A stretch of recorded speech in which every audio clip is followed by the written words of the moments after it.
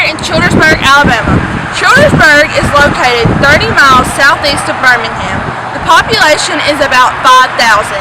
Ken Weston is the mayor. Our reason for visiting Childersburg today is to tell a long-told ghost story that originated from here.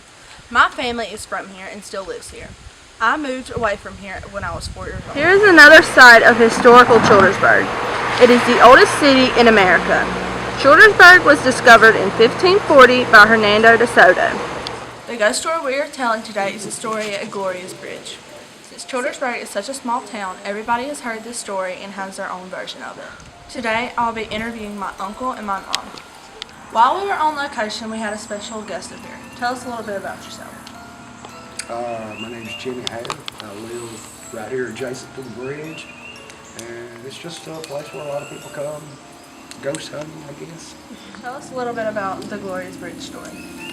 Well, I understand a young lady was murdered and dumped, and then a few days later her body was recovered by the criminals and placed somewhere else.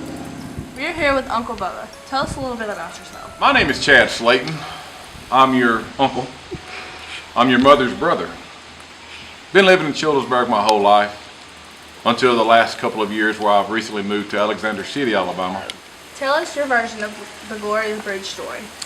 Well, my version is the same version that Mr. Hare had, actually. Young lady was murdered for certain reasons that I'm not sure of. I've heard some, I don't know which is true. I do know that she was murdered.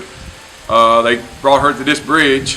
They threw her off this side here, and she landed right out in the middle and stayed there for a day and a half. The people who committed this horrendous crime got nervous, cold feet, scared they're going to get caught, so they came back and retrieved Gloria from the water and took her to another location. I'm not sure where that's at. There has been people throughout the years that have said you come out here at nighttime and you'll say her name 3 times and her restless spirit will appear.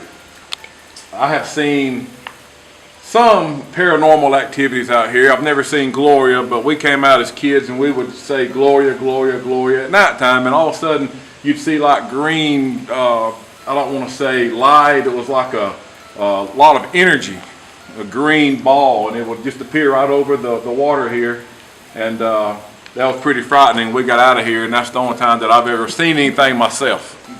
This is my mom, Tanya Cronin, who lived here most of her life. My story of Gloria's Bridge started when I was early teens. I had a really good friend who lived just right up the road, maybe 100 yards from the bridge, and she would have parties. Of course, as kids, they would always test out the theory that if you come out here and yell, Gloria, Gloria, Gloria, she would appear. Of course, I would never come because I was too scared, but the boys would always come out and test that theory out. And they would come back to the house saying they had seen her, of course.